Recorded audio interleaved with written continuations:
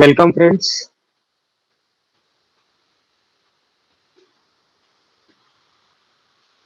I am Hemant Agarwal, host and coordinator of webinar conducted by chshelpforum.com. This website is specifically relating to various issues that can be experienced in housing societies and will benefit both the managing committee and the general members. The website has very simple language articles, various draft of applications, our earlier webinar videos, and more shall be added as and when time permits. This knowledge and experience sharing webinar is conducted in very simple, ordinary, non-technical and non-legal language and can be easily understood by all our friends. आज का webinar का विषय है topic है encroachments by members and by even the society themselves. अलग अलग प्रकार के ऑफेंसेस क्या क्या हो सकते हैं, अलग अलग प्रकार के प्रोसिक्यूशंस क्या क्या हो सकते हैं, उसके बारे में हम चर्चा करेंगे. टिपिकली जब आप फ्लैट बाय करते हो तो आपके एग्रीमेंट में लिखा है कि भाई आपका फ्लैट नंबर 101 है, उसका लेआउट प्लान है, उसमें लिखा है 500 स्क्वायर फीट. मतलब आपके जो मेन डोर है, मेन गेट है, उसके अंदर का हिस्सा 500 कारपेट स्क्वायर फीट एरिया है. और आप एग्रीमेंट के अगर क्लॉजेस देखोगे, हर एग्रीमेंट में क्लॉजेस है जो बिल्डर से आपने ओरिजिनली लिया हुआ होगा. फर्स्ट आदमी ने लिया बिल्डर से, तो बिल्डर के एग्रीमेंट में क्लॉजेस होगा कि मैं ये करूंगा नहीं, मैं वो नहीं करूंगा, मैं एनक्रोचमेंट नहीं करूंगा, मैं चेंजेस नहीं करूंगा, वगैरह वगैरह वगैरह. ये बिल्डर और फर्स्ट बायर में होता है. और फर्स्ट बायर अगर जब सेकंड बायर को सेल कर देता है, तो जो ओरिजिनल बिल्डर के एग्रीमेंट के क्लॉजेस है कॉन्ट्रैक्ट एक्ट के अनुसार, वो second builder, second buyer, third buyer, fourth buyer, 10th buyer सबको लागू पड़ता है. वो ये नहीं बोल सकता है कि वो एग्रीमेंट तो फर्स्ट बायर और बिल्डर के बीच में था, मेरे से कोई लेना नहीं है. आपके अगर लेआउट, फ्लैट का लेआउट प्लान में अगर 500 स्क्वायर फीट लिखा हुआ है, तो आप 501 स्क्वायर फीट यूज नहीं कर सकते. 500 square feet carpet area is only the area that is inside your flat, that is hall, kitchen, bedrooms, toilet, bathroom वगैरह वगैरह. और इसमें एफएसआई में क्या क्या नहीं कवर्ड है, वो है नीच area, duct area, flower bed area, आपके फ्लैट के दरवाजे के बाहर कॉमन पैसेज एरियाज वगैरह, आपका जो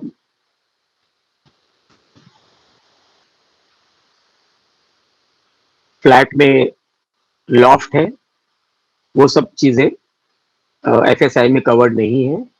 इसके लिए आप उसको कवर, एनक्रोच, एनक्लोज वगैरह वगैरह आप नहीं कर सकते हो.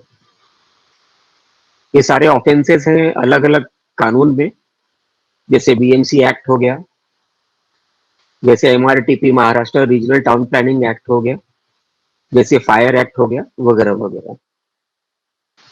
और अभी रिसेंटली 2014 में कोऑपरेटिव डिपार्टमेंट ने नया बायलॉज इंट्रोड्यूस किया, जिसमें 165 बायलॉ नंबर 165 और 160 9 बायलॉ नंबर्स इंक्लूड किया, जिसमें पेनल्टी वगैरह वगैरह का प्रोविजन डाल दिया हुआ है।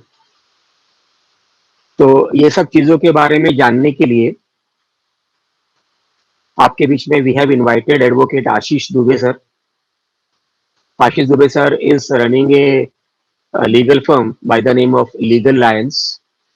He specializes in housing society matters, property matters, uh, family dispute matters, and so many other things. Now he will guide us and inform us कि अपने encroachment की परिभाषा क्या है, definitions क्या है, एरिया कौन से कवर्ड है, नहीं कवर्ड है, तो वगैरह वगैरह। तो I now invite Advocate Ashish Dubey to take over and proceed with your knowledge sharing. Over to you, Ashish ji. Thank you, sir. Go ahead, please proceed.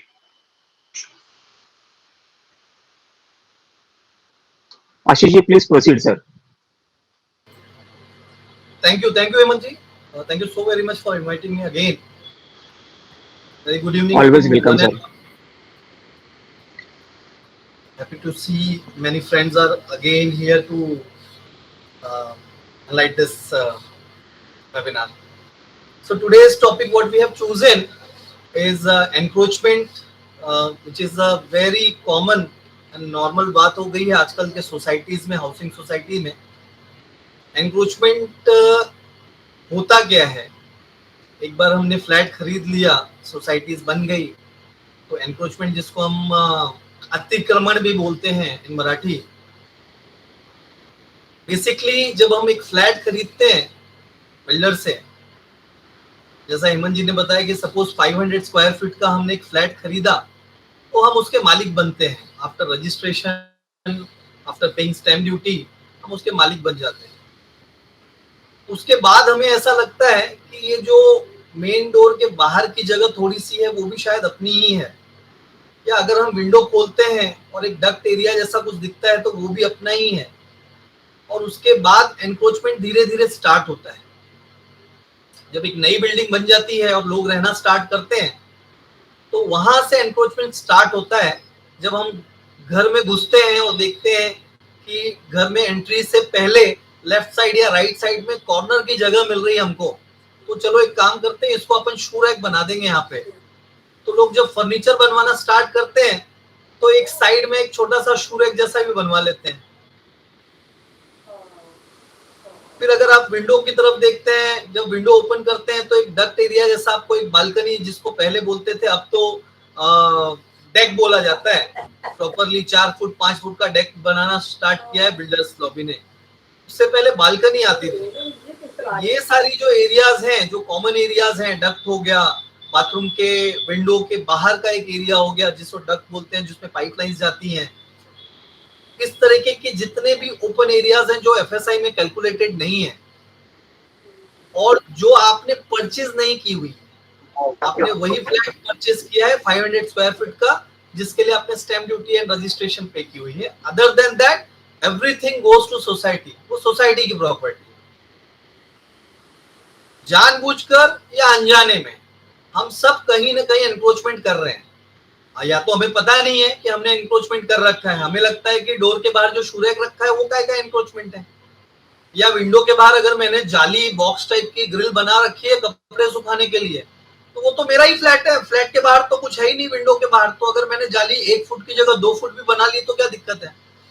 या बाथरूम के विंडो के बाहर जो एक छोटा सा पैसेज जैसा दिख रहा है मुझे, अगर मैं विंडो को और थोड़ा बड़ा करके तोड़ के उस एरिया को स्टोर रूम जैसा बना लूं तो क्या दिक्कत है? फ्लैट तो मेरा है, मैंने परचेस किया हुआ है। एनक्रोचमेंट सिर्फ यहां तक ही नहीं रुकता है। जैसे सपोज आपने 2 फ्लैट भी खरीद लिए अगल बगल वाले, फ्लैट नंबर 101 और फ्लैट नंबर 102, दोनों फ्लैट आपने परचेस कर लिए हैं। अब आपको लगता है कि बीच वाली एक दीवार हटा देते हैं, हॉल बड़ा हो जाएगा। इसे भी एनक्रोचमेंट कहते हैं, क्योंकि एक बार आपने वॉल हटाई, उसके बाद फिर आप अपने हिसाब से उन दोनों फ्लैट को ज्वाइन करने के बाद, शायद हो सकता है आप बोलोगे किचन 2 करके क्या करना है, एक किचन को बेडरूम बना देते हैं, एक किचन इज सफिशिएंट, या एक किचन को हम बच्चों का रूम बना देंगे, स्टडी रूम बना देंगे, या हॉल एक काम करते हैं काफी ज्यादा बड़ा लग रहा है, यहाँ पे एक पार्टीशन डाल के एक छोटा सा पूजा रूम भी बना देते हैं। तो जब दो फ्लैट एलिमिनेशन करने के बाद, आप ज्वाइन करने के बाद, आप अपने हिसाब से विदाउट कॉर्पोरेशन से पास करवाकर या कॉर्पोरेशन से विदाउट परमिशन आप कुछ भी करते हैं, that comes under encroachment. Encroachment बहुत तरीके से किया जा सकता है, और वो डेली लाइफ में हम जो देखते हैं, अभी रिसेंटली आप सबने ध्यान दिया होगा कि एक मीरा रोड की कोई सोसाइटी थी, और बाहर जो शू रैक रखा हुआ था उसको लेके कुछ फाइट हुई, और उस फाइटिंग में किसी एक सज्जन की जान चली गई। तो वो जो एनक्रोचमेंट था, एक छोटा सा पोर्शन, वो किसी के लाइफ तक लेके जा सकता है। एक इंसिडेंट मुझे याद आता है, आप लोगों को भी ध्यान में होगा, बोरीवली में एक सोसाइटी बिल्डिंग थी, नीचे कोई ज्वेलर्स ने शायद वो परचेस किया टोटल एरिया, और उन्होंने बीच का कॉलम हटा दिया विदाउट एनी परमिशन और विदाउट इंटीमेशन।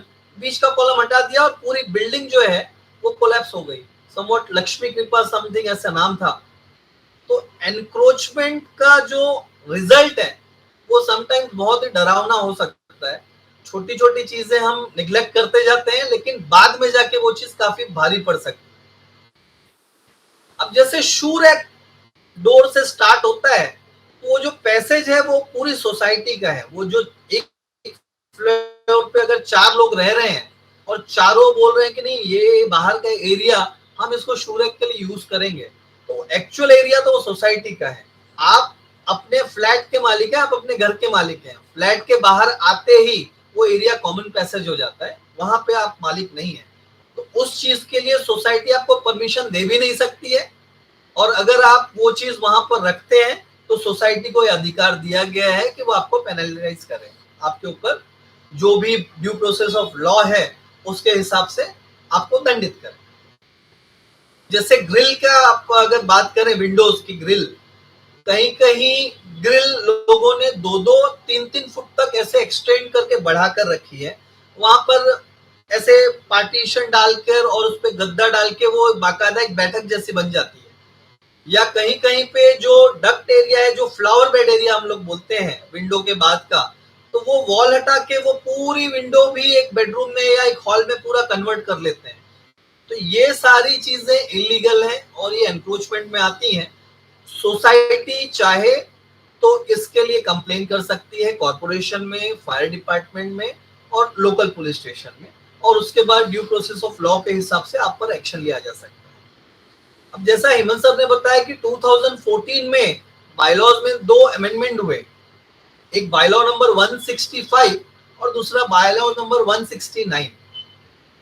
ये दोनों ही बायलॉ इस एनक्रोचमेंट और पेनल्टीज के बारे में बात करते हैं। 165 और 169 ये दोनों अलग अलग बायलॉज हैं। बहुत से लोग इसको मिक्स कर देते हैं और कंफ्यूजन में रहते हैं। वो कंफ्यूजन क्या होता है हम देखते हैं थोड़ी देर में। 165 जो है वो वायलेशन ऑफ बायलॉज के बारे में बात करता है। Bylaw number 165 purely talks about violation of bylaws. अगर कोई मेंबर बायलॉ को फॉलो नहीं कर रहा है तो सोसाइटी को यह अधिकार दिया हुआ है कि वो मैक्सिमम 5,000 रुपीज तक की पेनल्टी उस मेंबर पे लगा सकते हैं, बाकायदा ड्यू प्रोसेस फॉलो करने के बाद। मैक्सिमम 5,000 के अंडर इन अ ईयर। और 169 जो बात करता है वो एनक्रोचमेंट की बात करता है। वो ये कहता है कि अगर किसी ने एनक्रोचमेंट कर रखा है तो सोसाइटी उस पे मेंटेनेंस का 5 टाइम्स, मेंटेनेंस इनटू 5 टाइम्स आपका अमाउंट इंपोज कर सकता है। तो कंफ्यूजन यहाँ पे क्रिएट होता है कि ये दोनों बायलॉ आपस में कॉन्ट्रडिक्टरी कर रहे हैं। एक तरफ ये बोलता है कि आपके ऊपर 5,000 रुपीज मैक्सिमम पेनल्टी इन 1 ईयर लगाई जा सकती है, और 169 बोलता है कि नहीं, मेंटेनेंस का 5 टाइम्स आपको पेनलाइज किया जा सकता है। तो ये चीजें समझनी जरूरी है कि ये दोनों अलग अलग बायलॉ हैं, अलग अलग, इनके सब्जेक्ट ही कंप्लीटली अलग है। दोनों को मिक्स मत कीजिए। 165 इज वेरी क्लियर दैट अगर कोई बाय लॉ आप फॉलो नहीं कर रहे हैं सोसाइटी का, उसके लिए सोसाइटी आपको चार्ज कर सकती है, आपको पेनल्टी कर सकती है up to 5,000 in a year. और जो 169 है, 169 ए जो है वो पेनल्टी की बात करता है, that is 5 times of the maintenance.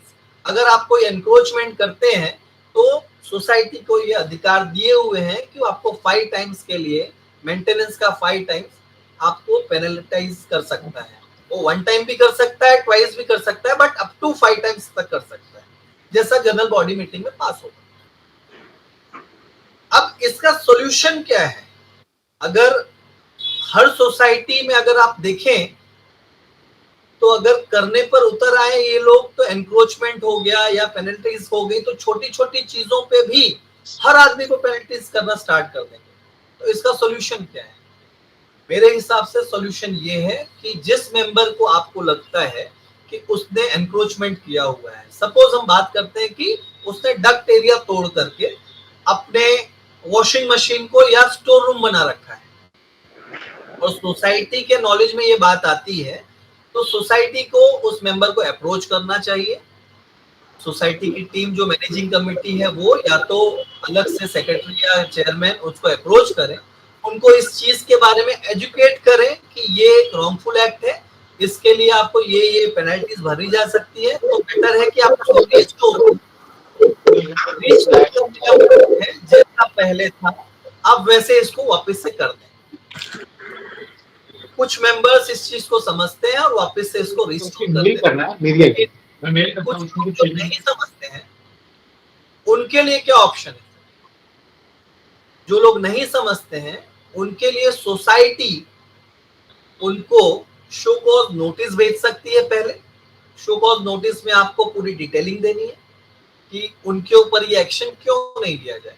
15 days का टाइम देना है आपको शो कॉज नोटिस देने के बाद। अगर रिप्लाई आता है तो वेल एंड गुड, अगर रिप्लाई नहीं भी आता है तो उसके बाद society due process law follow करते हुए अपने मैनेजिंग कमेटी के मीटिंग में उस चीज पे क्या एक्शन लेना है, कितनी पेनल्टीज लगानी है, वो डिसाइड करके उसको प्रोसेस में कर सकते हैं। ये ड्यू प्रोसेस लॉ आपको फॉलो करना बहुत जरूरी है। अदरवाइज जब आप इसको रिकवरी में जाएंगे, रिकवरी के लिए जाएंगे उस मेंबर से, तो ये जो डॉक्यूमेंट्री एविडेंसेस हैं वो जरूरी लगेंगी आपको।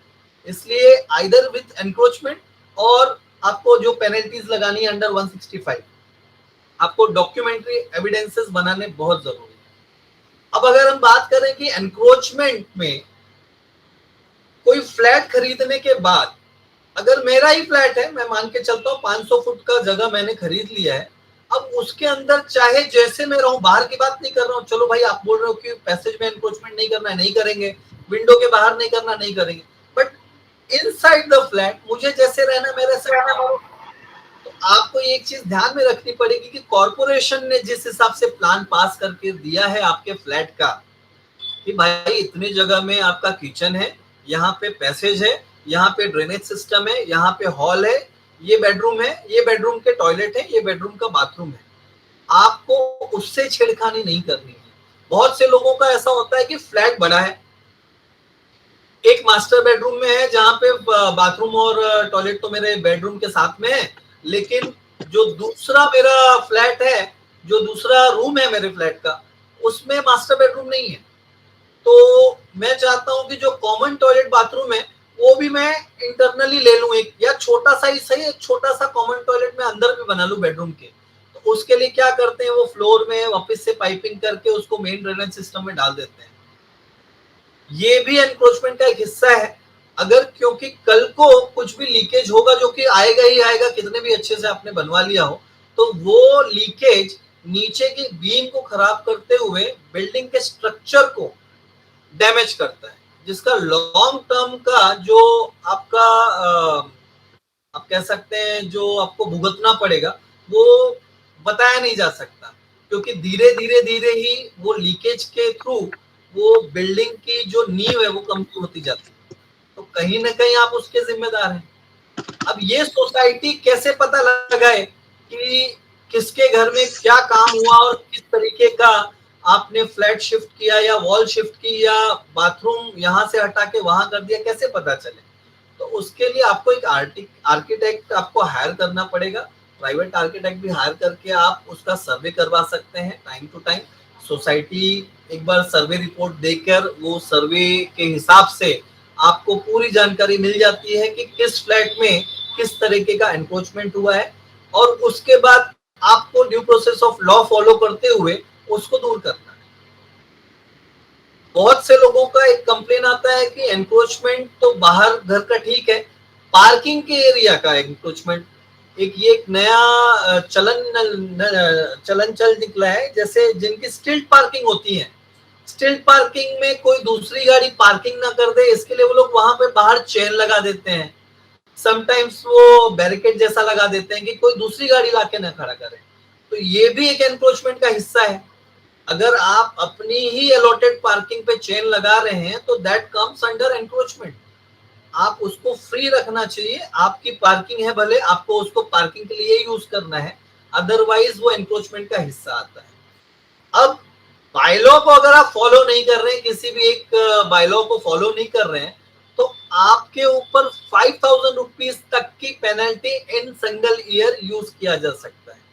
अब ऐसा मान के चले कि बायलॉज में जैसे आपने रोटेशनल पार्किंग के हिसाब से रोटेशन के बेसिस पे पार्किंग अलॉट किया हुआ है, फ्लैट नंबर 101 और फ्लैट नंबर 102 की गाड़ी अगल बगल में ही खड़ी होती है।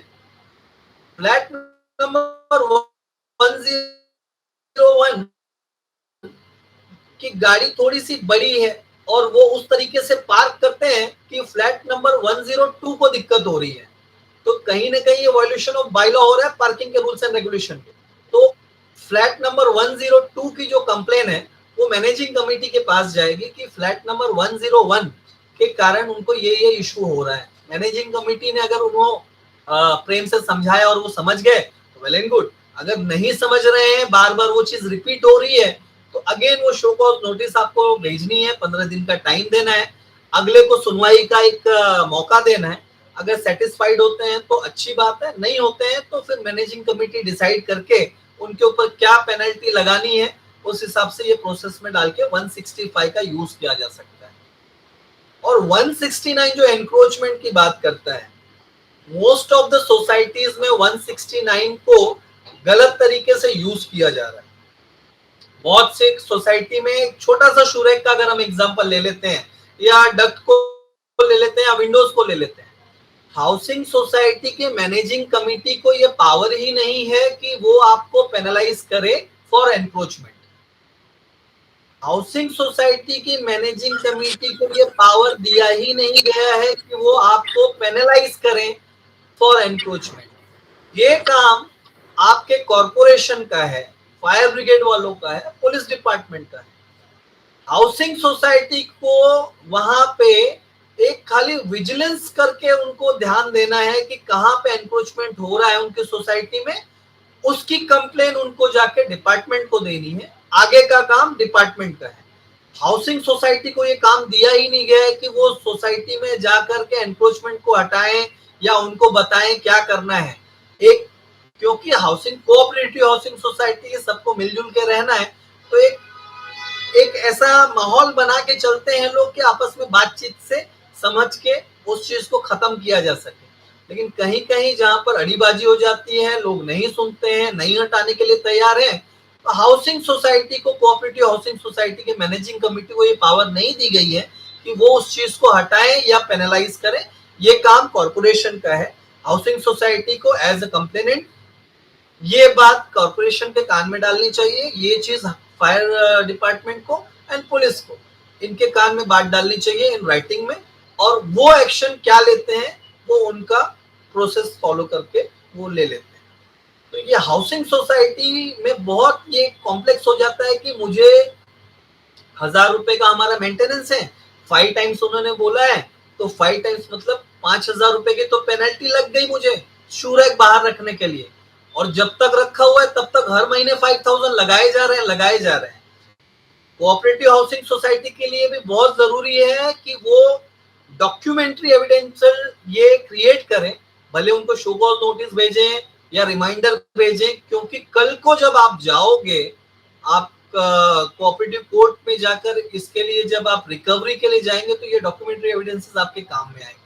और दूसरी तरफ अगर मैं बचाव में बोलूं तो फ्लैट ओनर्स इसका ये बचाव के लिए यूज कर सकते हैं कि हाउसिंग सोसाइटी को तो ये पेनल्टी लगाने का प्रावधान दिया ही नहीं गया है, भले ये बायलॉज में दिया हुआ है, बट क्योंकि ये लेजिस्लेटिव है ही नहीं तो इनको ये अथॉरिटी दी नहीं गई है। ये आइदर कोर्ट डिसाइड करे या कोर्ट फाइन लगाए या कॉर्पोरेशन लगाए। कॉर्पोरेशन तो केस भी आपके अगेंस्ट में डाल सकता है, क्रिमिनल भी एंड सिविल भी, फॉर एनक्रोचमेंट। तो हाउसिंग सोसाइटी के हाथ में सिर्फ इतना है कि अगर आपको दिखाई देता है कोई भी एनक्रोचमेंट, चाहे टेरेस पे हो, चाहे फ्लैट के अंदर हो, चाहे फ्लैट के बाहर हो, आपको एक कंप्लेनेंट बन के आपको कंप्लेन करनी है with your local authorities, with your local corporation, fire department and police department. आगे का काम उनका, due process of law follow करके वो एनक्रोचमेंट कैसे हटाते हैं, क्या पेनल्टीज करते हैं, सब कुछ उनका। आपको सिर्फ आपके तरफ से कंप्लेन देनी है आपके सोसाइटी में ऐसा हो रहा है।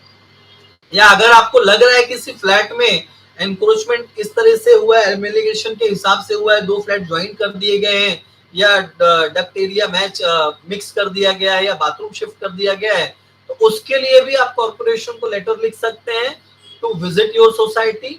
वो आकर आपके सोसाइटी में विजिट करेंगे, सर्वे करेंगे और अपनी रिपोर्ट देंगे। रिपोर्ट के बाद अगर उनको फाइंड आउट होता है कि यहाँ पे एनक्रोचमेंट है तो वो आगे ड्यू प्रोसेस ऑफ लॉ के हिसाब से उनको पहले एक शो कॉज नोटिस इशू करेंगे, उसको रिस्टोर करने के लिए एक टाइम देंगे। अगर उस टाइम में रिस्टोर नहीं होता है तो उस पर फिर वो एक्शन लेंगे और उसके बाद फिर उसको पेनलाइज करेंगे और उसके साथ साथ में उन पर केस भी बनता है। तो ये हो गए एनक्रोचमेंट और पेनलाइज के। पार्किंग के एरिया में बहुत से लोगों का ऐसा होता है कि उनका कहना है कि हमने पार्किंग में एक ऐसी गाड़ी खड़ी कर दी है साहब जो यूज ही नहीं कर रहे हैं, वो बरसों से वैसे ही भंगार पड़ी हुई है, तो ये क्या एनक्रोचमेंट में आएगा? ये थोड़ा सा टेक्निकल है। अगर सोसाइटी ने एक पार्किंग अलॉट की हुई है किसी मेंबर को और वो मेंबर बाकायदा आपको पार्किंग की फीस पे कर रहा है, जो कुछ भी डिसाइडेड है मैनेजिंग कमेटी के द्वारा या जो कुछ भी पास हुआ है, अगर वो फी भी आपको पार्किंग चार्जेस पे कर रहा है और बाकायदा अलॉटेड हुआ है और उसमें वो एक गाड़ी ऐसी खड़ी कर रहा है जो चला ही नहीं रहा है, भंगार हो गई है, तो ये एनक्रोचमेंट में नहीं आता है। बिकॉज आपने उसको पार्किंग के लिए बाकायदा अलॉट किया हुआ है and he is paying the fees. तो उसके बाद में वो गाड़ी चलाए नहीं चलाए वो उसकी मर्जी है, वो चाहे वहां पे कुछ भी खड़ा करे, बट उसको कार ही खड़ी करनी पड़ेगी या गाड़ी खड़ी करनी पड़ेगी, 2 व्हीलर खड़ा कर सकता है। वहां पे वो ये नहीं कर सकता है कि उसको जो पार्किंग के लिए अलॉटमेंट मिली हुई है वहां पे वो जाके डेब्रीज रख दे या वहां पे फर्नीचर डाल दे अपना या घर का कुछ भी सामान जाके रख दे। अगर ऐसा करता है तो वो एनक्रोचमेंट में आता है। लेकिन अगर ऐसी गाड़ी खड़ी कर रहा है जो चला ही नहीं रहा है तो वो एनक्रोचमेंट में नहीं आता है, भले वो वैकेट रखे तब भी। वो उसको लीगली आपने उसको अलॉट किया हुआ है और वो उसका हक है कि वो वहां पे वो गाड़ी खड़ी कर सकता है, भले वो चलाए नहीं चलाए। लेकिन फिर भी बहुत से लोगों को दिक्कत होती है, तो उस चीज का तोड़ ऐसा कर सकते हैं कि बारिश के टाइम में ऐसी गाड़ियों में पानी भर जाता है और पानी भरने के बाद कुछ दिनों में उसमें डेंगू के मच्छर आते हैं। तो आप कॉर्पोरेशन को कंप्लेन कर सकते हैं, उनका ध्यान वहां पे आकर्षित कर सकते हैं कि ऐसी एक गाड़ी खड़ी है जहां पे डेंगू के मच्छर पनप रहे हैं और उस चीज पे आप एक्शन लीजिए। तो बाकायदा कान ऐसे नहीं पकड़ के आप वैसे कान जरूर पकड़ सकते हैं, बाकी आप उसको रोक तो नहीं सकते अगर वो अपनी ऐसी गाड़ी रख रहा है जो कि नहीं चलाई जा रही या बरसों से बंद है। तो ये छोटी छोटी चीजें थी जो कि एनक्रोचमेंट पे एक मोटा मोटा हिसाब जो डेली रूटीन लाइफ में देखने को मिलता है। कुछ लोग बोलते हैं कि जो आपके एसी हैं, ये एक बहुत कॉमन प्रॉब्लम अब चल निकला है। पहले तो विंडो एसी हुआ करते तो बिल्डर विंडोज देता था, उसमें एसी लगा दिया जाता था। अब जब से स्प्लिट एसी का चलन चला है और बड़े बड़े टावर्स में जो उसका आउटडोर यूनिट होता है वो हैंग कर देते हैं बिल्डिंग स्ट्रक्चर के ऊपर एल शेप की पट्टी लगा के। इंडोर यूनिट अंदर होता है, आउटडोर यूनिट बिल्डिंग के बाहर वो पट्टी पे लटकता रहता है। तो क्या ये एनक्रोचमेंट में आता है? बिकॉज मैंने तो मेरे ही फ्लैट के बाहर लगाया हुआ है, मैंने तो कहीं पे किसी बगल वाले के फ्लैट पे नहीं लगाया, मैंने मेरे ही वॉल पे लगाया हुआ है। तो क्या ये एनक्रोचमेंट में आता है?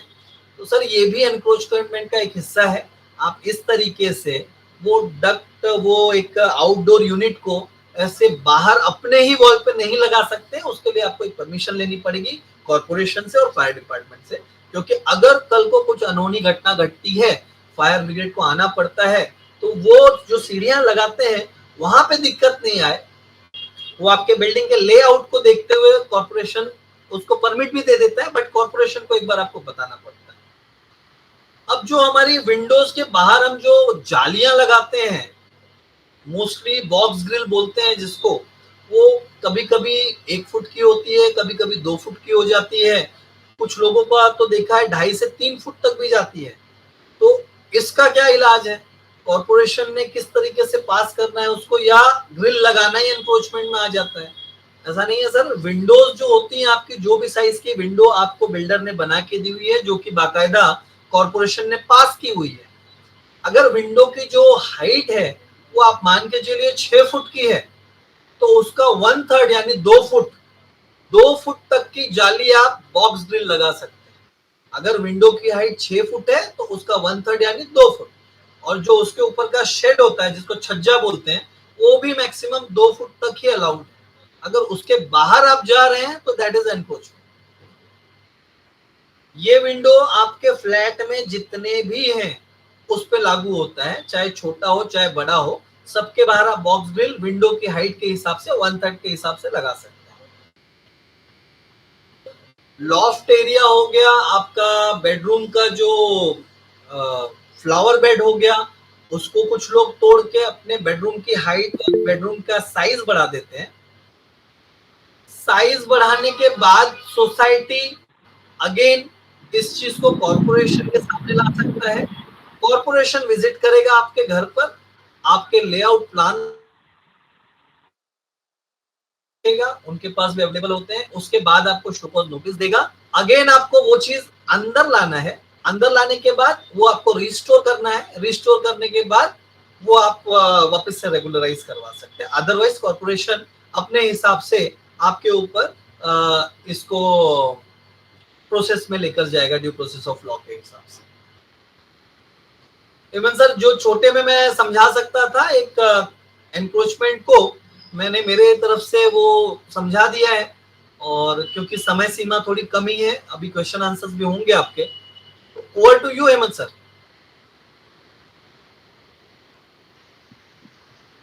Thank you, Ashish ji. We are grateful for your knowledge sharing.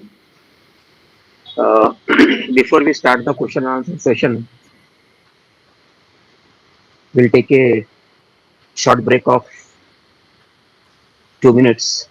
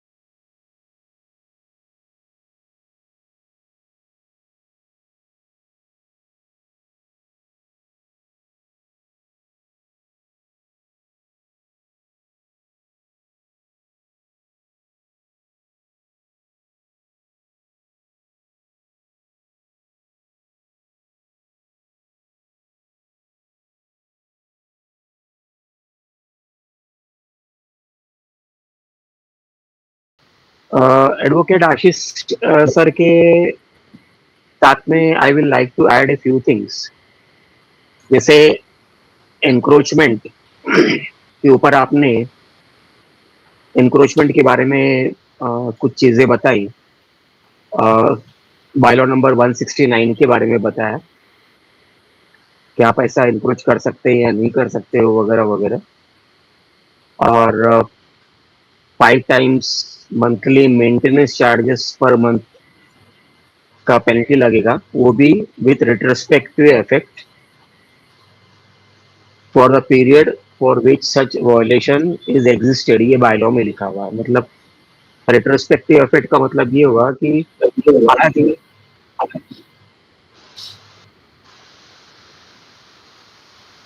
आज बायलॉज दिखा मुझे और उसका जुर्माना तब से लगेगा जब वो इंक्रोचमेंट किया गया होगा। उदाहरण के तौर पे अगर वो इंक्रोचमेंट 2015 में किया गया है और सोसाइटी के पास नोटिस पड़ी हुई है कि अनिल साहब आपने ये एनक्रोचमेंट किया हुआ है, आप इसे रिमूव कर दो, और अनिल साहब ने वो एनक्रोचमेंट रिमूव नहीं किया, तो ये बायलॉ ये बोलता है कि any member वॉलेटिंग the above directives shall pay an amount equal to 5 times the monthly maintenance charges per month with retrospective effect। पुराना जमाने से, तो अगर उसने 15 साल पहले इंक्रोचमेंट किया हुआ है और आपका अगर मंथली मेंटेनेंस चार्जेस मानो 5,000 रुपया है, तो 60,000 रुपया पर ईयर का हुआ, और रेट्रोस्पेक्टिव का इफेक्ट का मतलब ये है कि पिछले 15 साल का, तो 60,000 रुपया 1 साल का हुआ, 6 लाख रुपया 10 साल का हुआ, और 15 साल का 9 लाख रुपया हो गया। क्या ये बायलॉ में ये बुद्धिमानी है या कम दिमाग के लोगों ने ऐसा वाला बायलॉस बनाया हुआ, ये एक बड़ा प्रश्न खड़ा होता है। अब दूसरा, अगर आप बायलॉ नंबर 163 देखोगे, 173, तो 173 में लिखा हुआ है कि अगर आपने फला फला चीज का उल्लंघन किया हुआ है, वॉयलेशन किया हुआ है, या आपको उस चीज के बारे में कंप्लेंट है, तो आपको कौन से अधिकारी के पास जाना है? तो 173 हो सकता है आपके बायलॉ में वो 174 हो, तो उसमें 4-5 लोगों का नाम दिया हुआ है। एक तो आप रजिस्ट्रार के पास जा सकते हो, मतलब कोऑपरेटिव रजिस्ट्रार के पास में, किस किस चीजों के लिए कि भाई सोसाइटी रिलेटेड कुछ कुछ चीजें हैं, नॉन ऑक्यूपेंसी चार्जेस हो गया, या कुछ सोसाइटी का फंड्स का खाया पिया कर लिया, या एमसी मीटिंग नहीं बुलाया, वगैरह वगैरह। फिर दूसरा लिखा हुआ है B, cooperative court.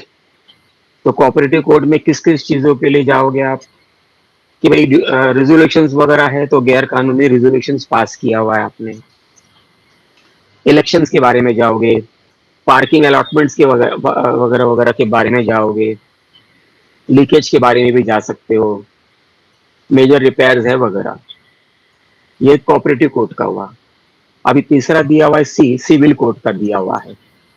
Civil court में मतलब क्या, डिस्प्यूट क्या है आपका, उस संबंध में आप सिविल कोर्ट में जाओगे। जैसे उदाहरण के तौर पे कन्वेंस नहीं हुआ सोसाइटी का, आपका कंस्ट्रक्शन कॉस्ट अचानक बढ़ गया, और छोटा मोटा एग्रीमेंट का वायलेशन हुआ, कॉन्ट्रैक्ट का वायलेशन हुआ आपके वेंडरों के साथ में, जैसे कि भाई आपने मेजर सिविल रिपेयर करा रहे हो, उसने काम नहीं किया, पैसा लेके बैठ गया, या आप पैसा नहीं दे रहे हो, तो ये सारे मैटर सिविल कोर्ट में जाएंगे।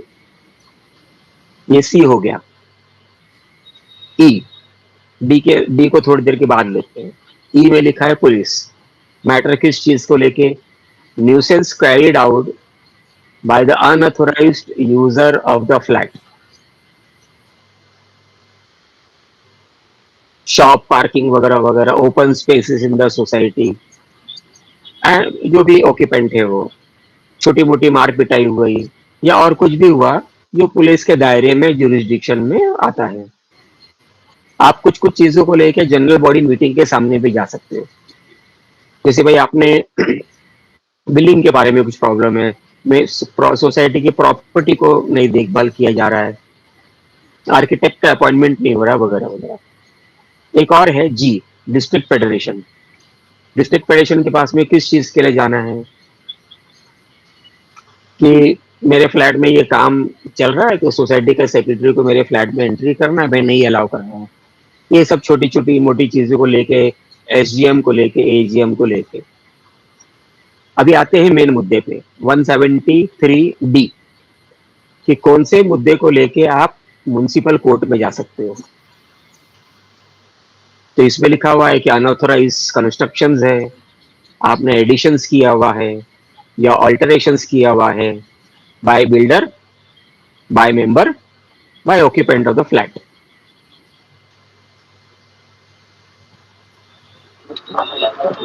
पानी वगैरह के बारे में दिया हुआ है।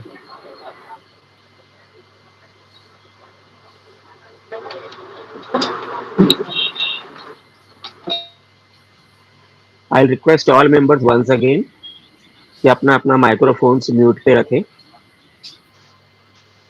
तो बीएमसी के पास किस चीज के लिए जाना है? कोई भी अनऑथोराइज्ड काम किया हुआ है, एनक्रोचमेंट्स किया हुआ है। आज का हमारा विषय, मुख्य विषय है एनक्रोचमेंट सोसाइटी में किसने कब किया, क्यों किया, और उस पर आप क्या क्या कर सकते हैं। सो इट इज लाइक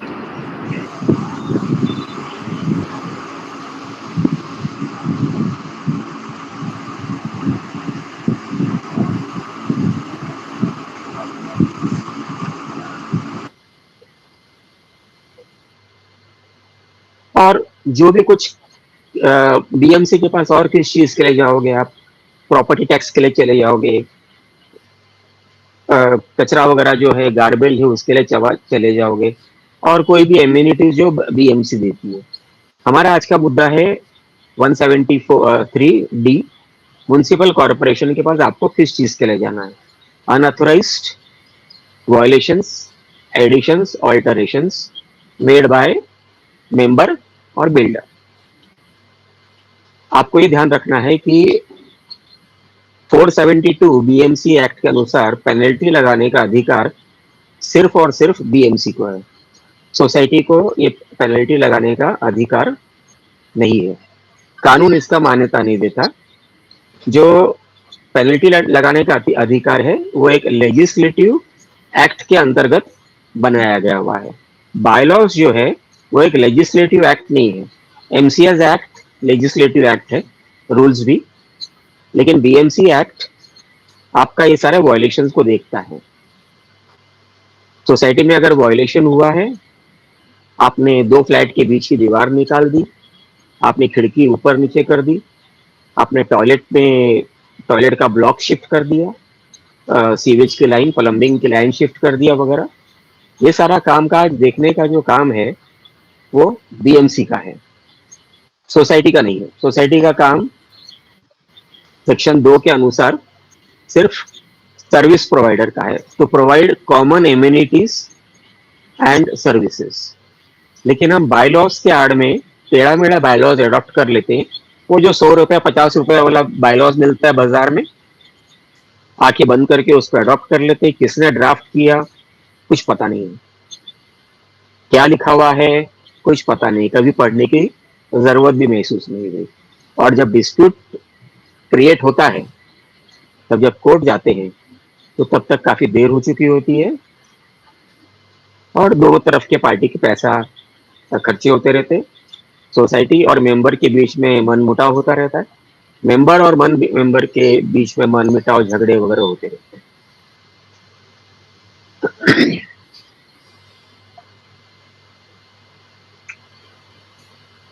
प्रश्न उत्तर शुरू करने के पहले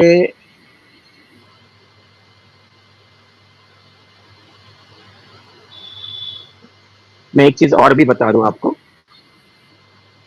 कि टिपिकली जब ये इंक्रोचमेंट्स होता है, हमें पता होता है कि हमारे बगल वाले ने इंक्रोचमेंट किया हुआ है या सोसाइटी ने इंक्रोचमेंट किया। सोसाइटी की जगह है, पार्किंग एरिया में सोसाइटी का ऑफिस बना दिया, टॉयलेट ब्लॉक बना दिया, नहाने की जगह बना दिया, कोई प्लेसेस ऑफ वर्शिप बना दिया, छोटा मोटा क्लब हाउस बना दिया।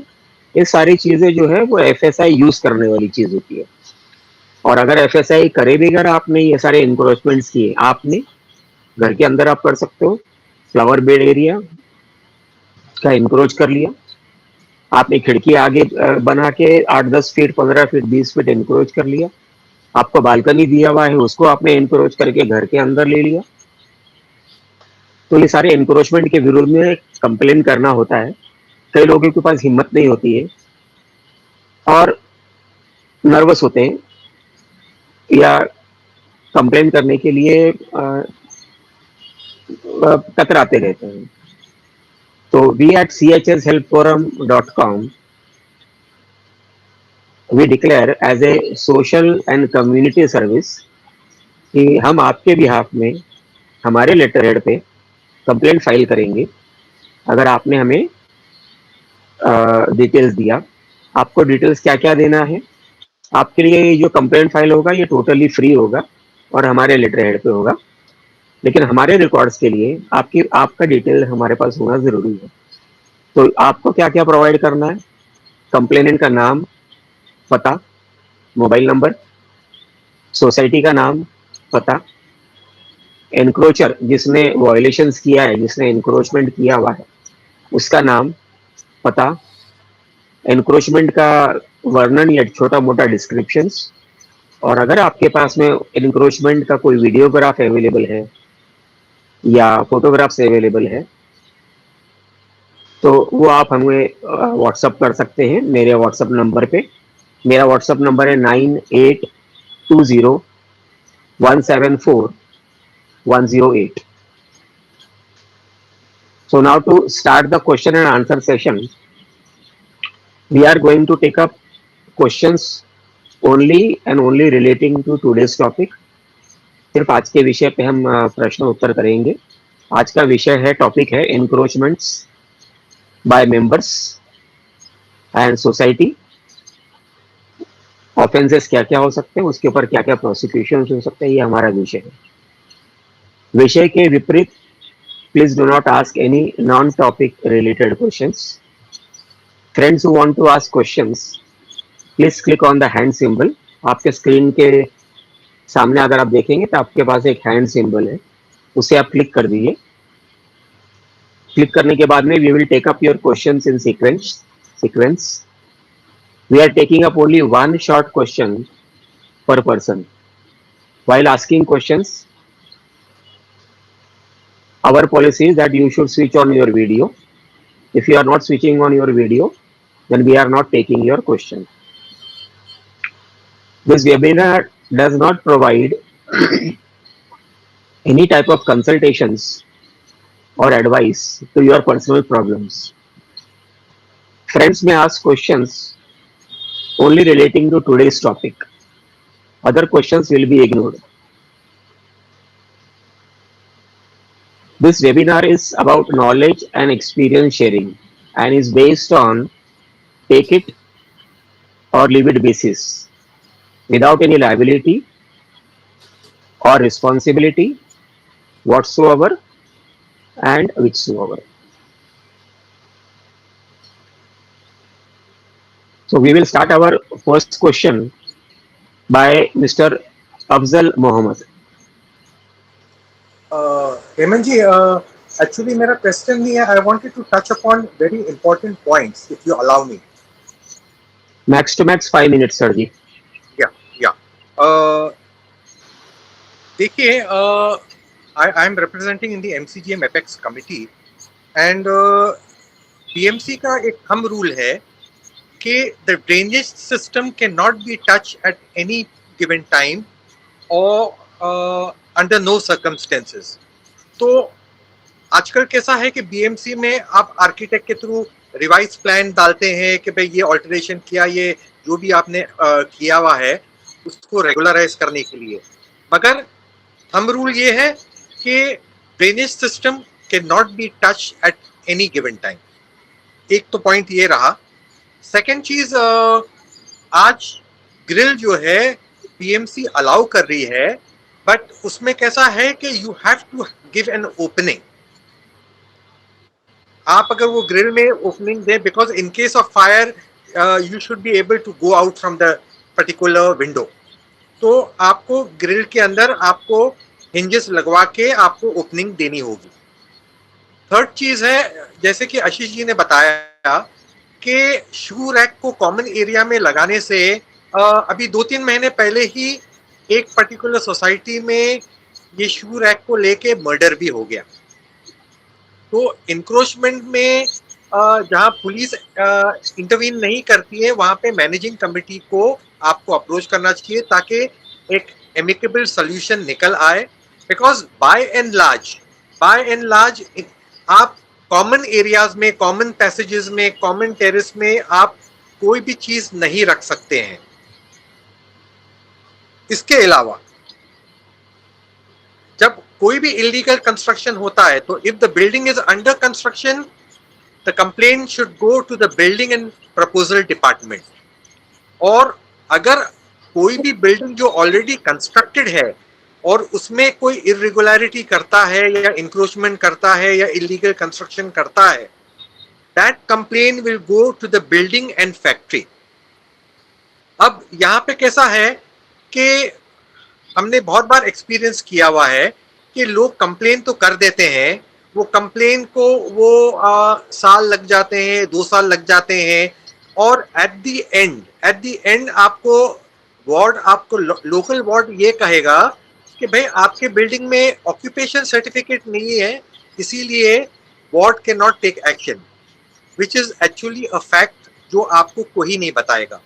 तो अगर जो बिल्डिंग में ऑक्यूपेशन सर्टिफिकेट नहीं है, आपको जो भी कंप्लेन करना है आपको बिल्डिंग एंड प्रपोजल डिपार्टमेंट में करना होगा।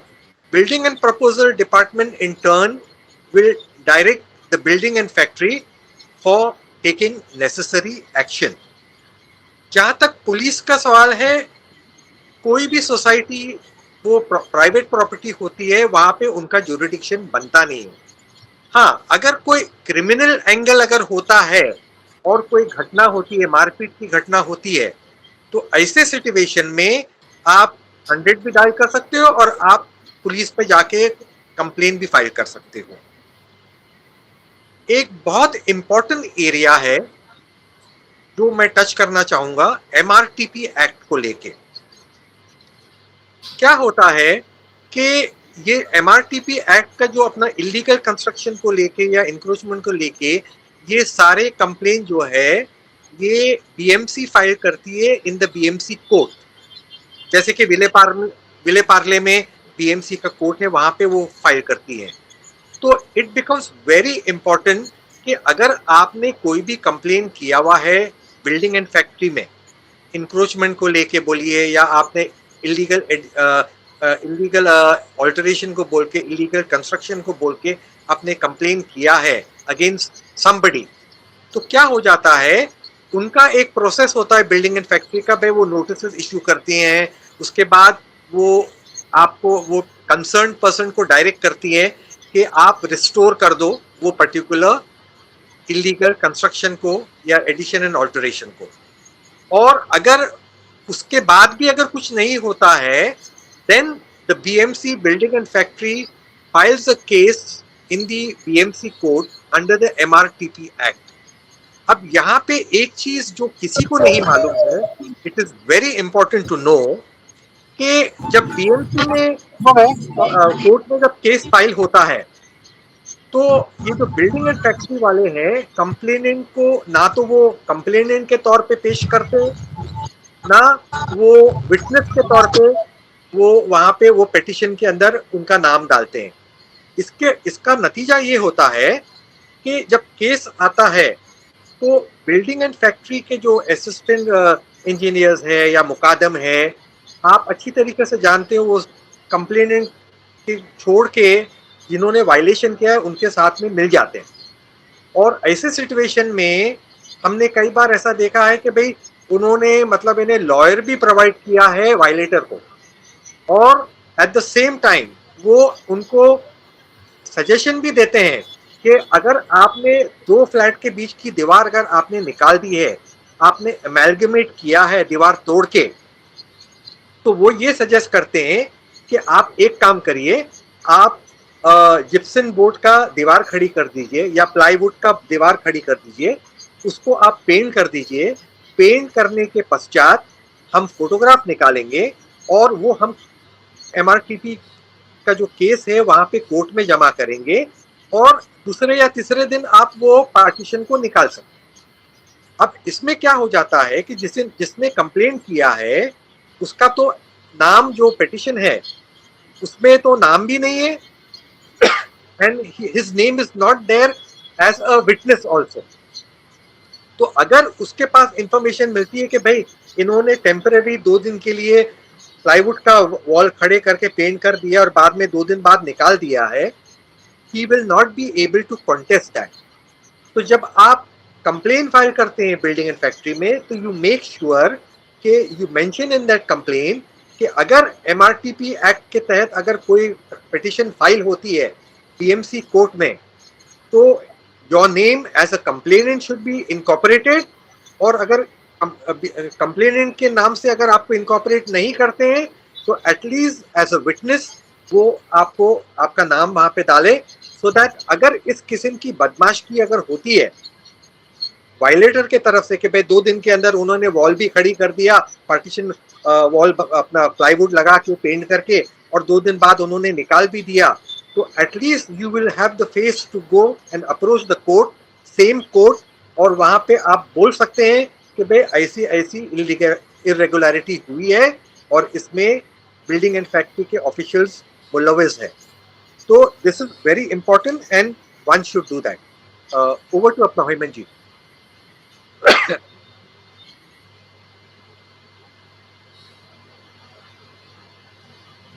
Hemant ji, over to you. Thank you, Mr. Afzal, for sharing your knowledge. We will take up next question by Mr. Pankaj Shah. Mr. Pankaj Shah.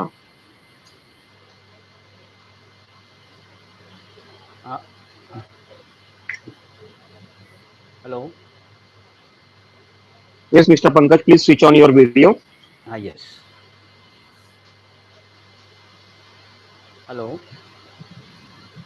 Good evening, everyone.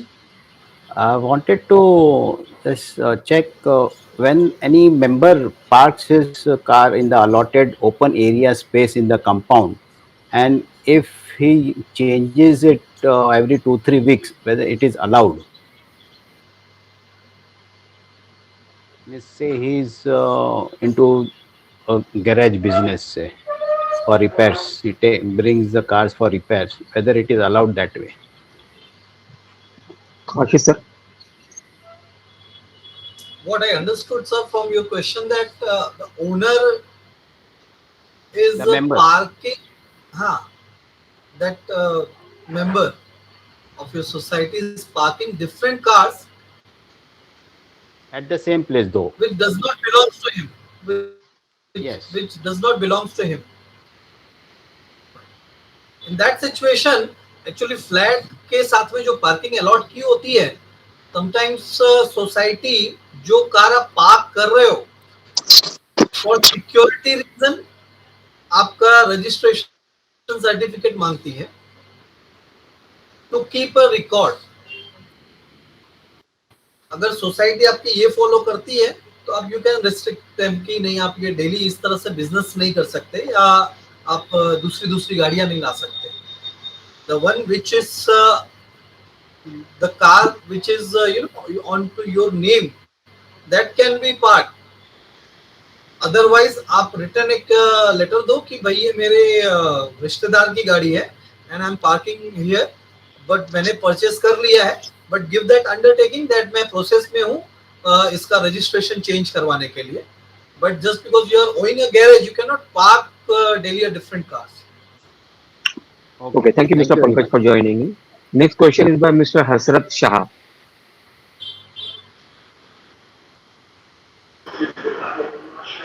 Good evening everybody. Please go ahead, sir. Sir मेरा सवाल ये है कि मेरा सवाल ये है sir कि अगर समझो सेक्रेटरी और चेयरमैन ही एंक्रोचमेंट किया हुआ है, मतलब समझो एक ओपन स्काई टेरेस होता है, हमारी 7th फ्लोर की बिल्डिंग है जहाँ पे ओपन स्काई टेरेस है.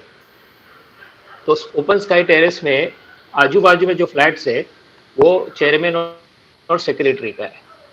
अब उन्होंने जो है एंक्रोचमेंट किया हुआ है 2006 से लेके, तो जब उन्होंने ही एंक्रोचमेंट किया है तो उनकी कंप्लेंट करेगा कौन और किसको कंप्लेन कर सकते हैं। हम लोग समझो बीएमसी में भी अगर जाते हैं तो बीएमसी वाले पूछते हैं हमारे को कि भाई आप जो है वो फाइनल जो प्लान होता है बीएमसी जो जब बिल्डिंग कंस्ट्रक्ट होती है उस वक्त जब building plan final building plan जब देते हैं तो वो अगर प्लान आप लेके आओगे तो हम लोग जो है कुछ उसका एक्शन लेंगे। लेकिन जब बीएमसी प्लान ही जब सेक्रेटरी के कंट्रोल में कस्टडी में रहेगा तो वो हमको कैसा देगा वो। तो इसका किस तरीके से हम लोग कर सकते हैं? हेमंत जी, कैन आई से? कहाँ कंप्लेंट कर सकते हैं, कौन कंप्लेंट कर सकता है? मैं मैनेजिंग कमेटी मेंबर हूँ। Can I say something Hemant ji? Hello mister Ashish को Hello. Reply please. हाँ, ओके, हेलो। अशोक जी, जैसा आपने बताया ना कि टेरेस जो है वो एनक्रोच किया हुआ है, तो आपको एक चीज देखनी पड़ेगी कि क्या वो टेरेस फ्लैट है या बिल्डर ने उनको अलॉट किया हुआ है। हालांकि अगर ओपन टेरेस भी अलॉट किया हुआ है तो रॉन्गफुल है, वो इलीगल है।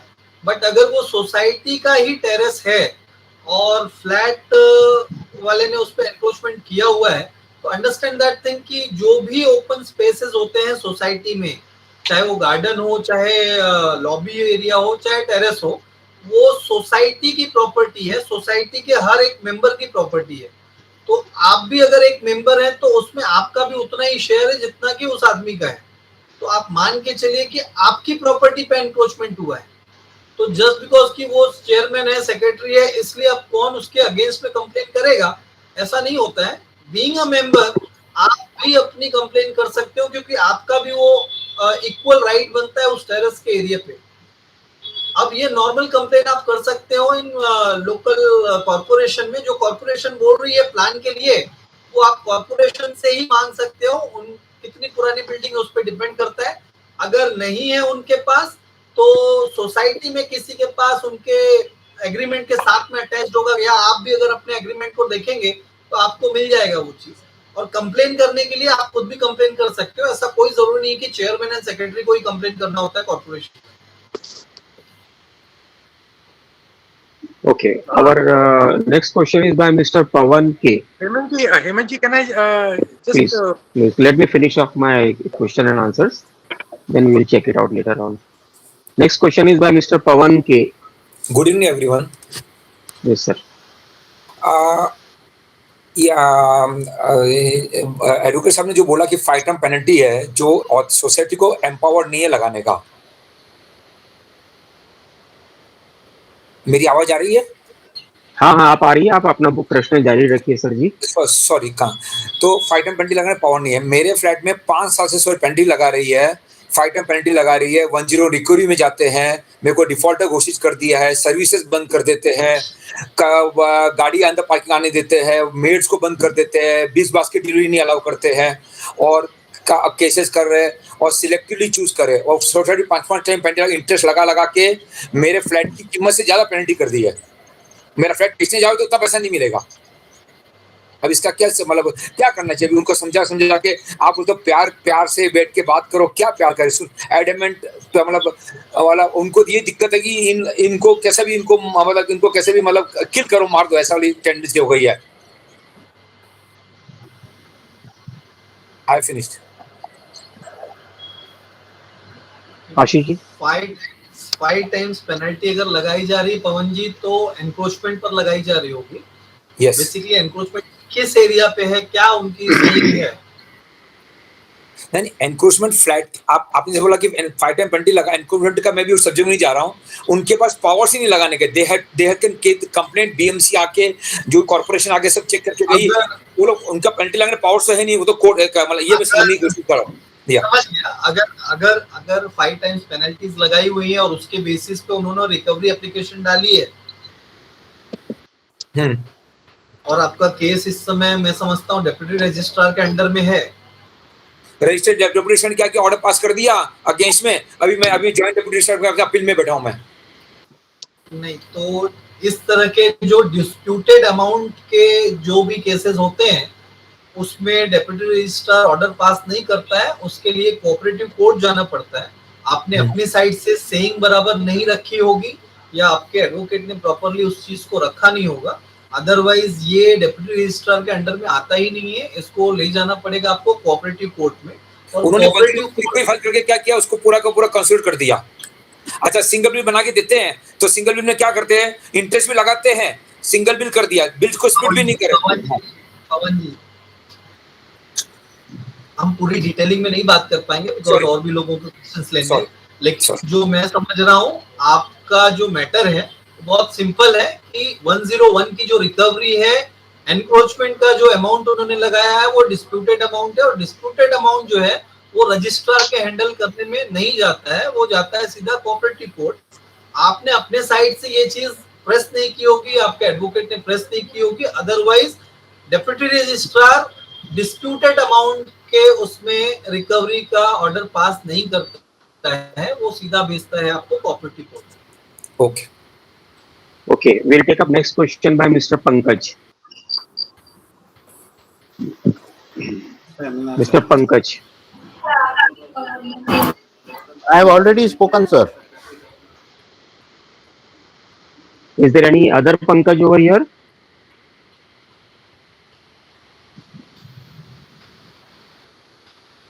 Okay, next question is by Mr. Prabodh Kumar. Mr. Prabodh Kumar. Sir प्रणाम सर। हमारी बिल्डिंग में ऐसा है, हमारा बिल्डिंग में एक बेसमेंट है और पूरा बेसमेंट को बिल्डर ने रजिस्ट्री कर ली है, जबकि वो पार्किंग में है। हमारे प्लान में भी पार्किंग है, OCCC में भी वो सभी पार्किंग है, और वो पनवेल से रजिस्टर करके ज्वाइंट रजिस्ट्रार को भी दे दिया गया। ज्वाइंट रजिस्ट्रार ने OCCC को साइड में रख करके और उसको 30 यूनिट बना दिया। हमारा बिल्डिंग एक्चुअली है 29 यूनिट का, उन्होंने उनको 30 यूनिट बना करके उनको हैंड ओवर कर दिया। अभी हम लोग क्या कर सकते हैं?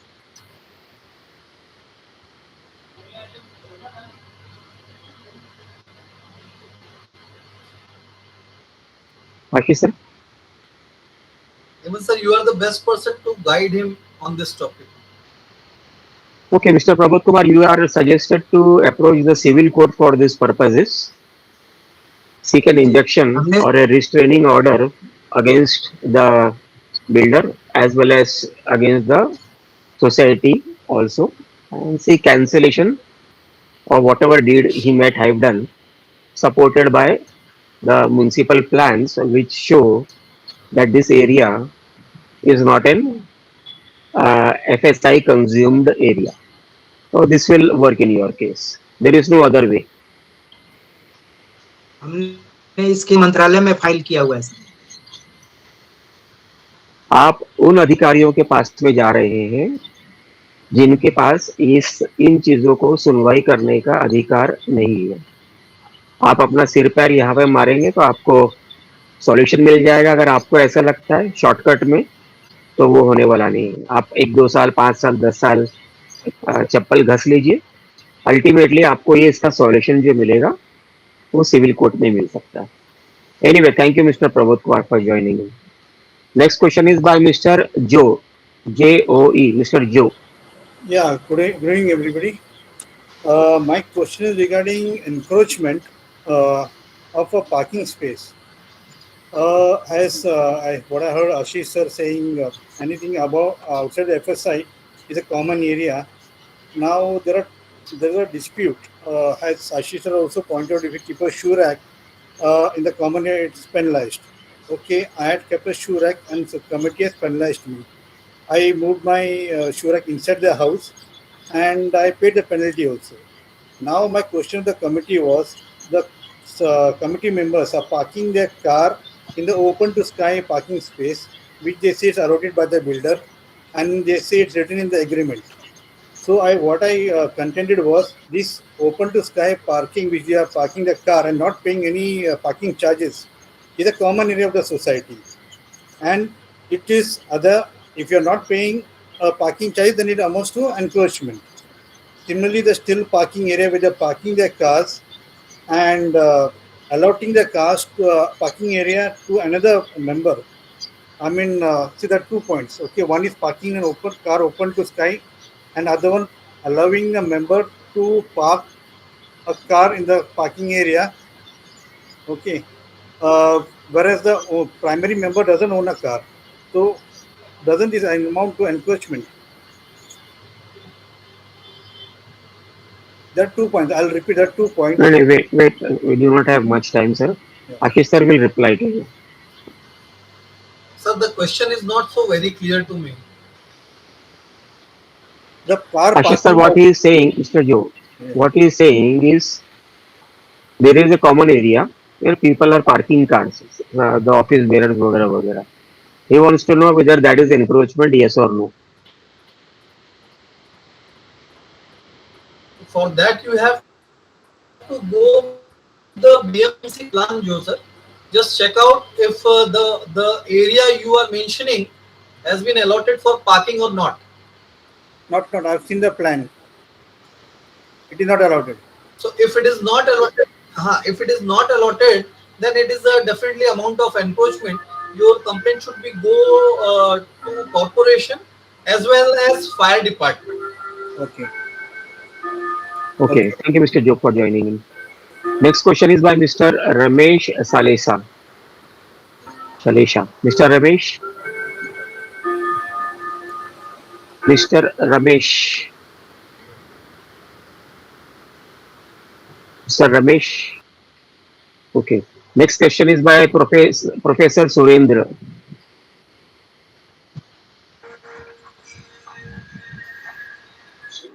Yes, sir. I Yes, have sir. to ask you. Yeah. Good evening, Go everyone. ahead, sir. Yes, sir. I have to ask you. Our building is Mahara building under LIG scheme, lower income group.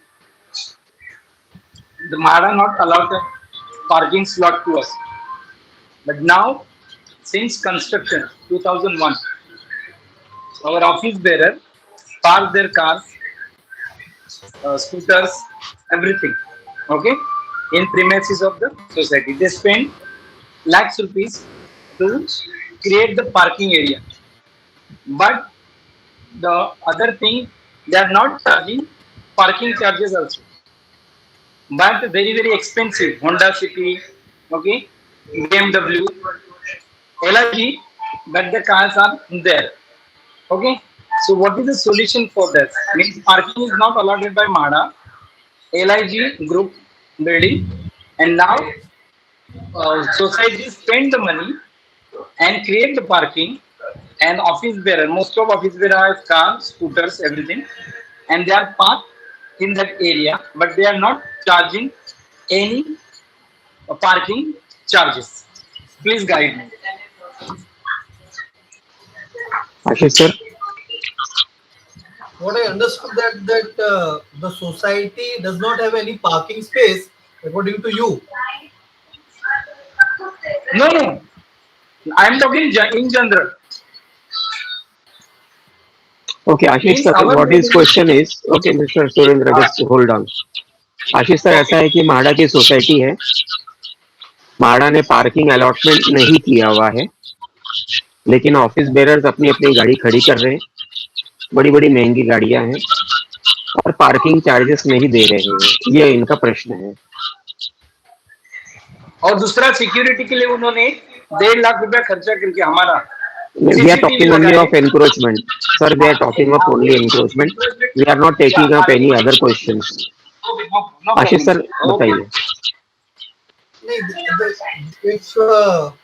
If as per the corporation plan, there are sufficient number of parking and they are parking there and not taking that does not amount of encroachment. Mummy के mobile में क्यों है? That is internal.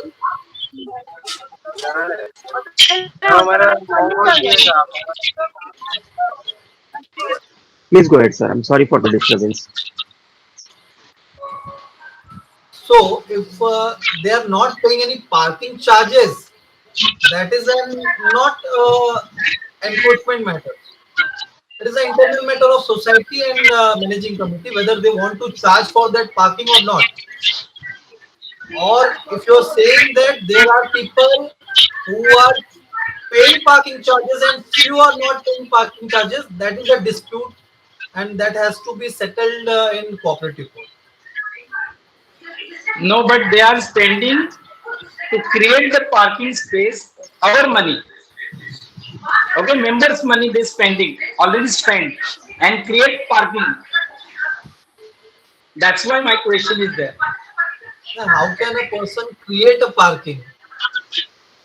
Yes, Buying they are a creating place the or what? Hello? Yes, sir. What do you understand by creating a parking? Creating parking in the sense, we don't have compound wall because Maharaj just allowed us and 2 feet or 3 feet that parapet wall they had given. Okay, in entrance face elevation. Okay, backside there is a no because on one plot there are 4 buildings. Okay, so that's why they are just giving parapet wall to front side only. So that society spend our money, members' money, and create parking for those who have cars and bikes. Okay, they spend our money.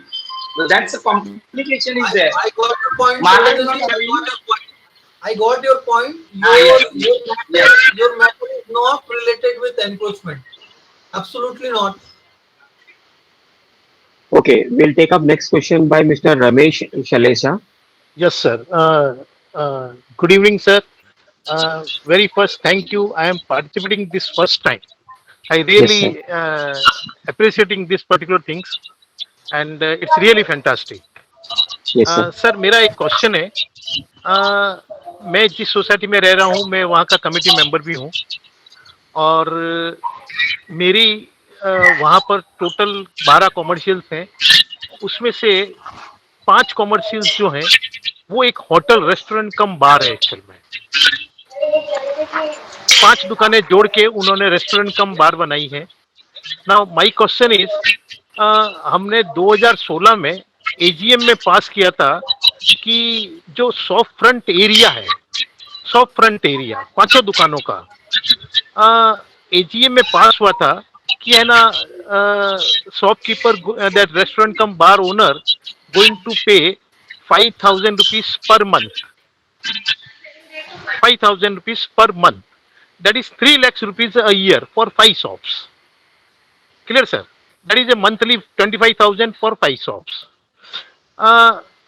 जो owner हैं उन्होंने 2017 से 2020 तक तो बराबर दिया payment, उसके बाद में उन्होंने देना बंद कर दिया. ठीक है ना. नाउ अभी हमने उनके अगेंस्ट में अगेंस्ट 154 में रजिस्ट्रार में फाइल किया है केस. इस पे और आप हमें क्या एडवाइस दे सकते हैं?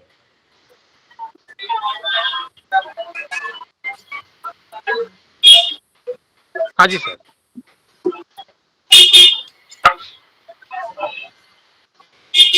तो 5 शॉप के आगे का जो स्पेस आप बता रहे हैं, हाँ जी, यहाँ पे 2 चीजें मैं देखता हूँ कि 5 शॉप अगर तोड़ के उन्होंने एक बना लिया है.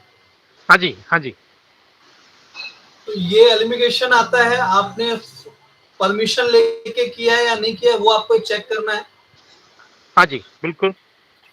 कॉर्पोरेशन ऐसे परमिशन देता नहीं है जल्दी, बट सर बहुत पुरानी होटल है, करीबन 20 इयर्स हो चुके हैं उसको, तो बीएमसी ने परमिशन दिया है उसके लिए, एमलगम का परमिशन दिया हुआ है.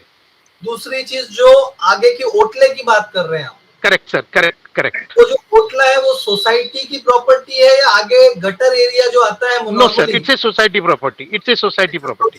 प्रॉपर्टी है, फिर भी सोसाइटी वो शॉप से ऐसे पैसे मांग नहीं सकती सर.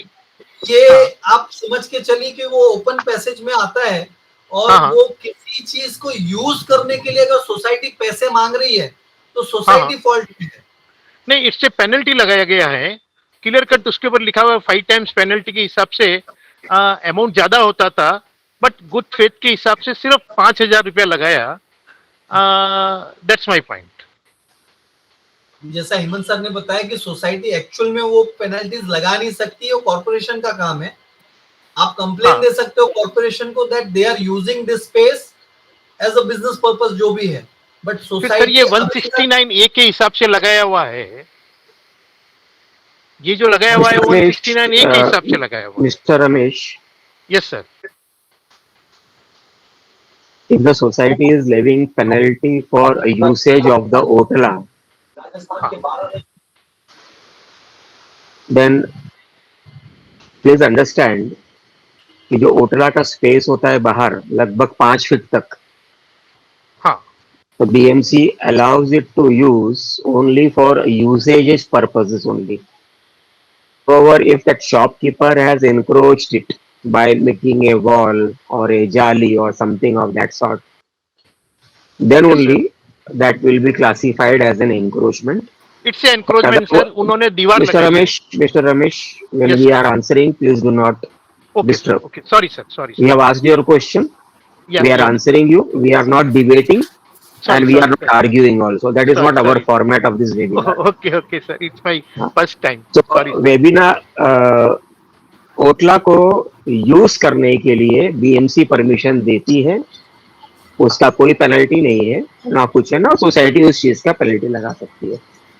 अगर उस दुकानदार ने आपकी जगह वो ओटला को एनक्रोच करके एनक्लोज कर लिया, ENCLOSE, तो उसका पेनल्टी लगाने का अधिकार सिर्फ और सिर्फ BMC को है, सोसाइटी को नहीं है। कारण सोसाइटी पेनल्टी लगाती है मानो 100 रुपया, और BMC भी पेनल्टी लगाएगी आगे जाके, क्योंकि BMC का अधिकार है। सेक्शन 472 BMC एक्ट के अनुसार पेनल्टी लगाने का अधिकार BMC को है, सोसाइटी को नहीं है। अगर सोसाइटी भी पेनल्टी लगाती है और BMC भी पेनल्टी लगाती है, तो ये डबल जियोपर्डी हो गया, मतलब डबल पेनल्टी हो गया सेम ऑफेंस के लिए, which is prohibited under article 20 of our constitution. Article 20 constitution क्या बोलता है कि आप एक ही ऑफेंस के लिए 2 बार पेनल्टी नहीं लगा सकते। सेम चीज आपको सेक्शन 26 जनरल क्लॉजेस एक्ट में भी मिल जाएगा। सेम चीज आपको सेक्शन 300 क्रिमिनल प्रोसीजर कोड में भी मिल जाएगा। That is why I already explained earlier कि ये इंक्रोचमेंट की पेनल्टी है जो वो सिर्फ एक कॉन्स्टिट्यूशनल अथॉरिटी लगा सकता है। Society is not a constitutional authority, so hence society cannot levy penalty. We have discussed bylaw number 169 जो आशीष सर ने एक्सप्लेन किया। I have explained to you bylaw number 173 कि अगर इंक्रोचमेंट है, एडिशंस है, ऑल्टरेशंस है, तो उसका खबर करना सोसाइटी का काम है BMC को जाके, ना कि अपने हाथ में कानून लेके खुद ही एनक्रोचमेंट लगाते रहने का, पेनल्टी लगाते रहना, ये गलत है। Anyway, thank you, Mr. Ramesh, for joining in today. Thank you sir. Next question is by Mr. Pankaj. Mr. Pankaj.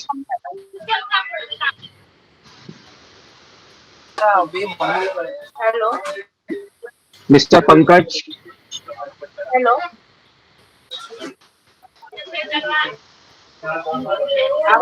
Hello बोलिए, हाँ आपका वीडियो ऑन करिए और बोलिए।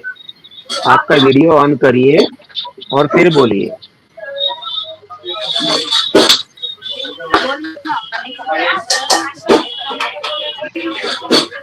Hello hello Okay, next question is by Mr. Dhananjay. Advocate Dhananjay, please.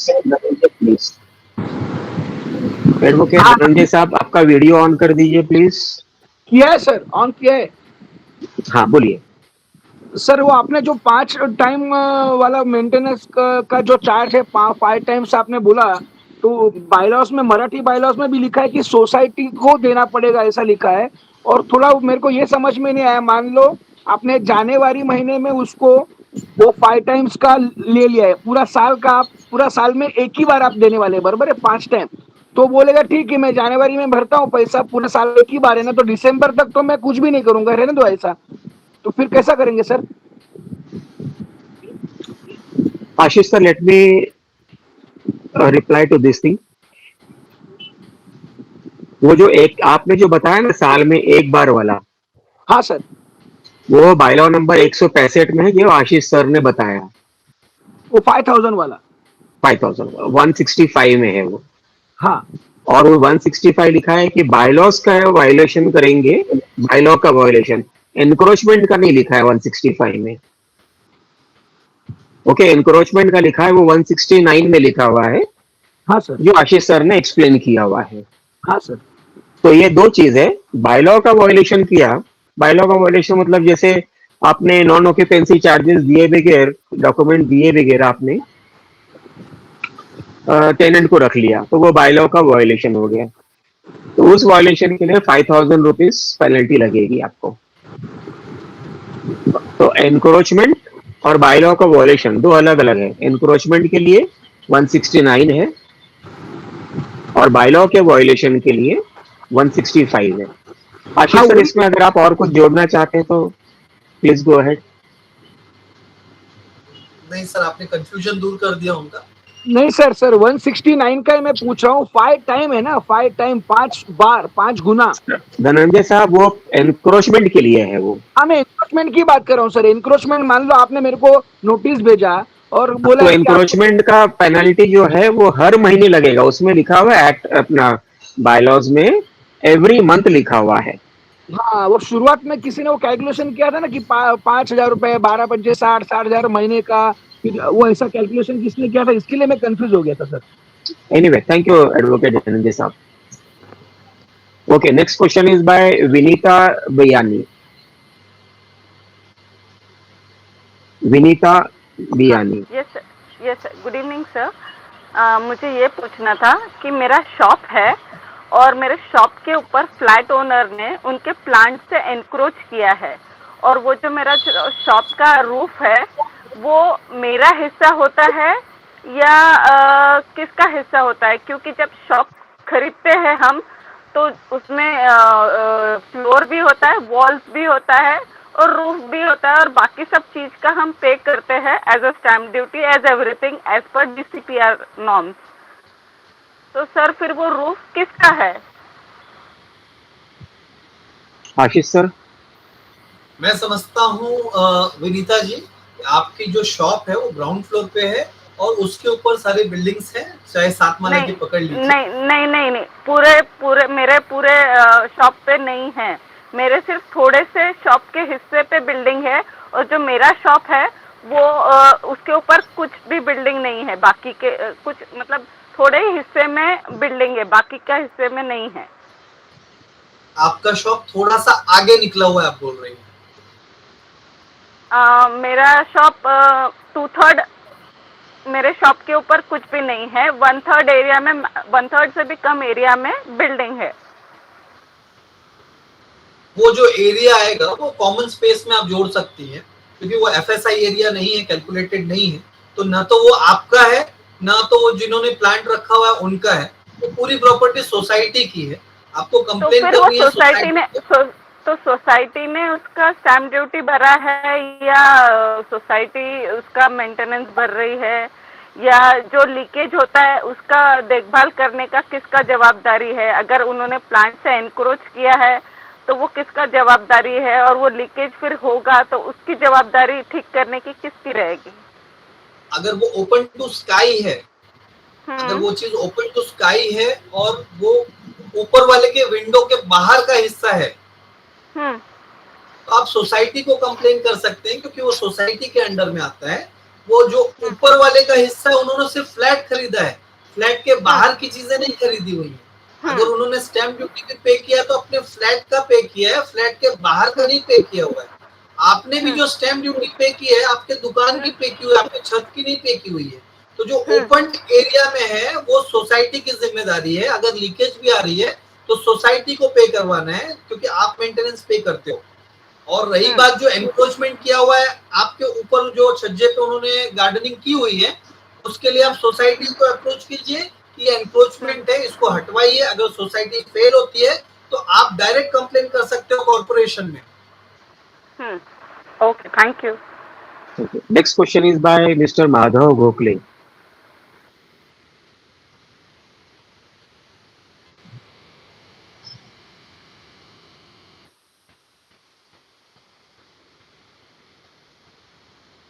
Mr. Madhav Gokhale.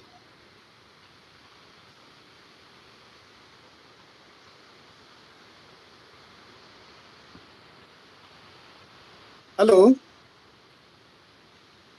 Hello. Yes, Mr. Madhav, please go ahead. हाँ, society में internal changes के बाद में जो डबरीज रहता है वो 6 महीने से कॉमन पार्किंग स्पेस में पड़ा है। वो कहता है कि ओनर अगर जो सोसाइटी में शॉप्स भी है, शॉप्स वाले ने जो एनक्रोचमेंट किया है रिपेयरिंग का, स्कूटर लगाते जब तक हटाते नहीं तब तक वो ये एनक्रोचमेंट में आता है या वायोलेशन ऑफ बायलॉज में आता है सर? जहाँ तक मेरा अभी जो सुना है उसमें से ये वायोलेशन ऑफ बायलॉज में आ सकता है क्या? क्योंकि एनक्रोचमेंट में तो खाली सिविल कंस्ट्रक्शन का किया तो ही उसमें वो भी बहुत लेंथी प्रोसीजर है। इनको 5,000 का पेनल्टी लगा सकते हैं क्या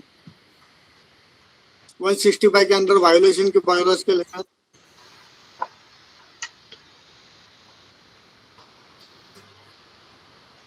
माधव जी, जैसा कि आपने बताया कि ओपन पार्किंग स्पेस में फ्लैट ओनर की डेब्रिज पड़ी हुई है। हाँ, तो पार्किंग उन्हें अलॉट की गई है कार पार्क करने के लिए। हाँ, हर सोसाइटी में सबके घर में कुछ न कुछ काम चलता है। ये जो सिचुएशन आप बता रहे हो वो हाँ, सबके साथ में आ सकता है। हाँ, एक रीजनेबल टाइम तक हमें एक सपोर्ट करने की जरूरत है कि अगर उसके घर की डेब्रिज निकल रही है तो उसे भी चाहिए कि वो एक रीजनेबल टाइम में उसको हटा ले। बट अगर वो 6 महीने तक पड़ी है, विच आई डोंट थिंक एक रीजनेबल टाइम है, तो ये एनक्रोचमेंट में ही आता है। बिकॉज आप लोग पे कर रहे थे, पार्किंग के लिए पे कर रहे थे, वहां पर आपके बाकी चीजों रखने के लिए आप वो पे नहीं कर रहे हो। तो आप ये एनक्रोचमेंट में आप इसको लेकर कॉर्पोरेशन को एक कंप्लेन दे सकते हैं। कॉर्पोरेशन आएगी और वो पूरा डेब्रिज हटा के लेके जाएगी। डेब्रिज हटाने के जो चार्जेस होंगे वो उस फ्लैट ओनर पे चार्ज करे जाएंगे। अच्छा अच्छा, ओके Okay. ठीक है sir, thank you. So today we will conclude our webinar. We have run out of time. I thank Advocate Ashish Dubey for sharing his knowledge and answering all our participant questions. I am obliged to him. And now, with the permission of all our friends, we will conclude today's webinar. Thank you all friends for attending and supporting this knowledge and experience sharing webinar. Wishing all friends a healthy and peaceful life forward. Thank you everybody and bye bye.